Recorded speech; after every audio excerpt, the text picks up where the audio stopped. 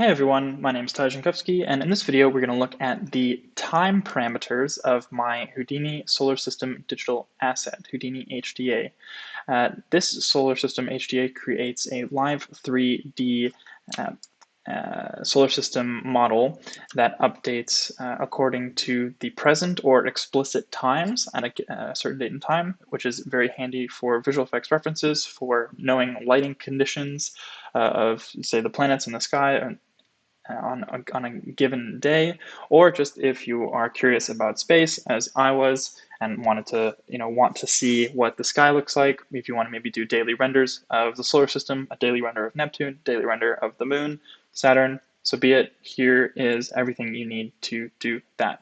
Now, if you don't already have the Solar System HDA, you can head on over to my Gumroad. There will be a link in the description. You can go ahead and grab the Live 3D Solar System HDA. Now, once you've done that, there's a whole bunch of videos on how to get it installed and get started, and go do all that stuff, and then meet me back here, and we'll talk about time.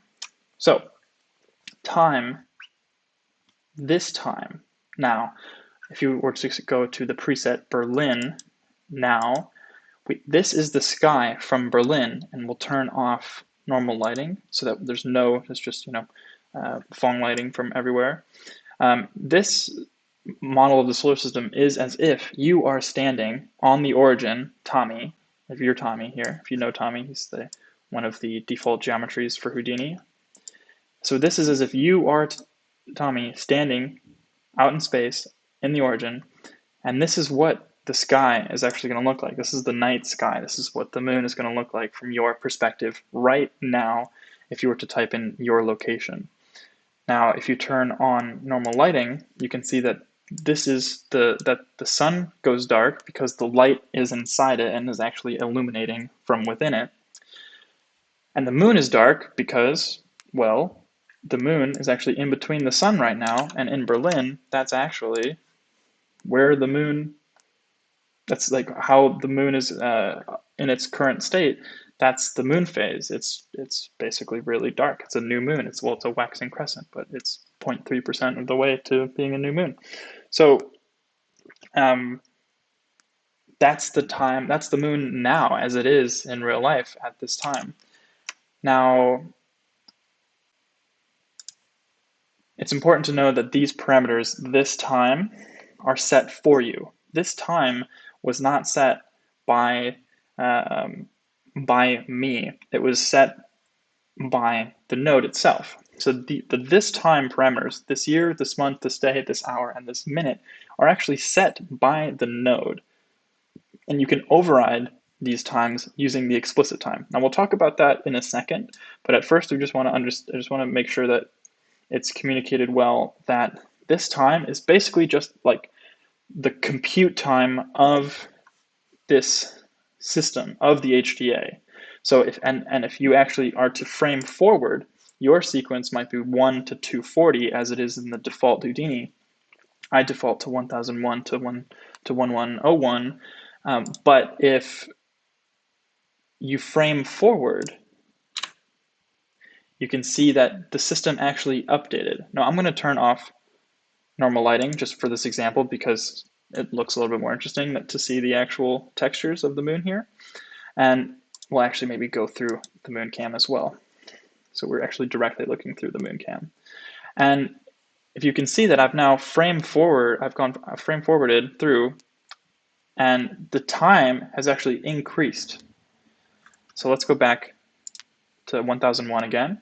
So this is now set explicit time. This is the exact time that it is for me right now in Berlin, in real life.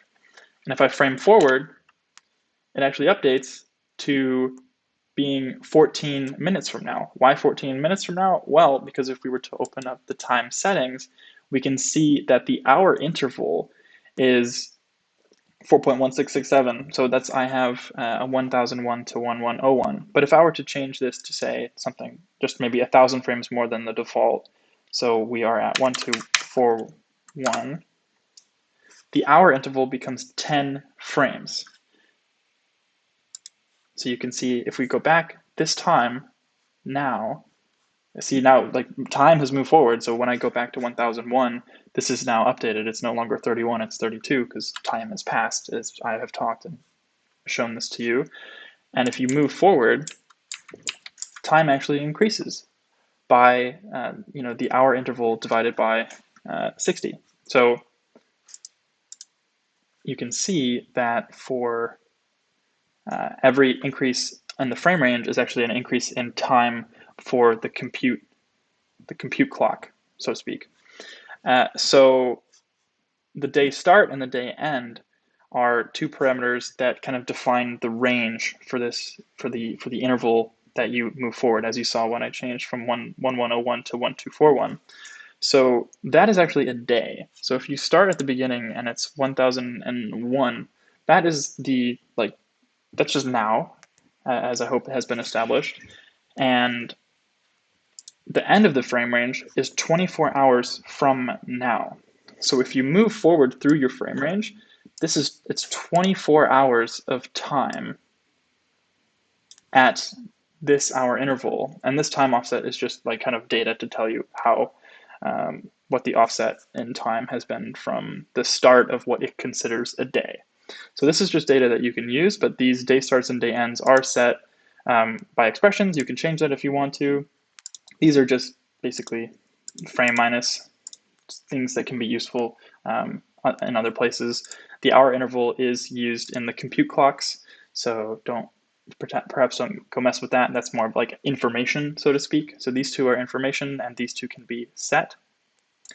And what's cool is that what you can do is, while understanding that this is bound to a range for 24 hours, you could set this to your frame range to be 24. So we could set it to 1025, which should make the hour interval 1, which means each frame is an hour of time passing.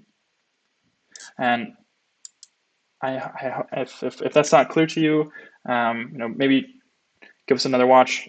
But if you still don't get it, please feel free to write me or write in the comments maybe what you don't understand, and I'll be happy to help clear things up there. So it's important to understand that this is a range-bound time interval for looking up the location on Earth, or looking up the solar system from a certain location on Earth. And it's not just now, as is shown in the presets, it's also specific times and dates. So let's look at the solar eclipse that's going to happen in 2045 over Denver. So if we turn off normal lighting in the viewport, we can see that the sun is actually behind the moon here. And what's happened is this checkbox has turned on. So explicit time is now being set. It's being set by the user. And now explicit time, note, is only being set on the first frame of your range of your day start. So day start is what this gets set to. And you can see that this time, remember, you never really touched these. This is just information for you on what the solar system HDA assumes is its compute time. So if you actually frame forward now, because you've set, we have 25 frames, the interval is an hour per frame, the next frame has actually increased this time. So this is the compute time. It's the true time to the HDA has been updated by the hour interval, or the time interval, so to speak, and this is now where the HDA is being computed. So this is like the compute clock, and you've overridden it with explicit time, and the explicit time is the day start. So from here, you can see 12 hours from now that there is no solar eclipse anymore, because solar eclipses occur when the moon is in front of the sun. The moon being in front of the sun only happens on a place on Earth during high noon in the middle of the day. So 12 hours from now, and even 24 hours later, there's no solar eclipse. So that is kind of time, and setting explicit time and how that relates to this time as the parameters. and it's year, month, day, hour, minute, and I believe the data set goes back until like the 1970s, so unfortunately you can't look up time from antiquities, and I actually haven't gone like past, I think 2100 was like the furthest date I think that the information is available for. So I think we're bound to maybe this century for information on setting explicit time. But of course, this time, current time, if you were to turn off this explicit time, would set this back to the present date in Denver. Now we can go see what things look like in Tokyo. We can see what things are like in New York. And of course, again, at this time. Now, let's talk about looping, because if you would, and it's a particular like kind of derivative time like setup, so to speak.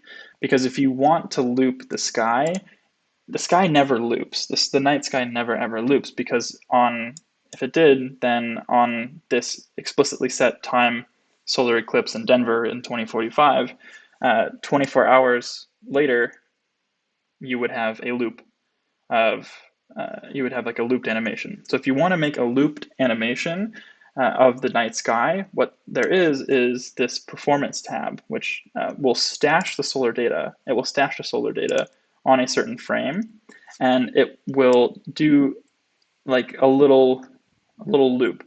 And if you zoom out and you home the solar system, I think the clipping planes have been busted now. Let's change the clip planes to like 10,000, and that should bring everything back. Excuse me. I'll just throw down another one. I was doing some other stuff in a couple other videos already, so I think I just need to do a quick rebuild. But remember, we're going to look at solar system looping. There we go. I'm just going to create a new scene viewer. There we go. All right, maybe that's just what needed to happen the first time. Sometimes we get those lovely Houdini viewport bugs that are just seemingly unknowable. But again, if we were to stash the solar data, what happens is now this actually loops, and this will spin everything around in a perfect circle around the perspective of yourself at the origin. So if you want to create, and then of course if you're in one of the cameras that tracks one of the solar system objects, or if you are, say, in the southern sky, which I find if you're in the northern hemisphere is more interesting, northern sky in the southern hemisphere is more interesting. So this will actually loop. So if you were to, say, render this, it would be a perfect loop. So that is looping in regards to time in the HDA. But of course, this is no longer accurate, because if you were to turn off the looping and the stashed data, and of course you can change the stash frame, or if you found one frame was more interesting that you wanted that to be the loop frame. I just generally set that to the day start. But if you turn that off, and this is what like the actual night sky crossing will look like. So there's the moon. But 24 hours from now, of course, like this doesn't loop. This no longer loops. But maybe in this case, if all the planets go off screen, you could loop it. But that's just, playing with looping and visuals. But if you want to loop the sky, check out, and to do loops, check out the stash solar data parameter. Of course, this also makes things faster, because because each and every single frame recomputes the time lookup as the time is actually changing as you move forward. So if you want to make this run faster, you can just of course turn on the stashing, which will only compute once. So this will now play faster. So you'll get better performance that way. But of course, it won't. It will no longer be physically accurate.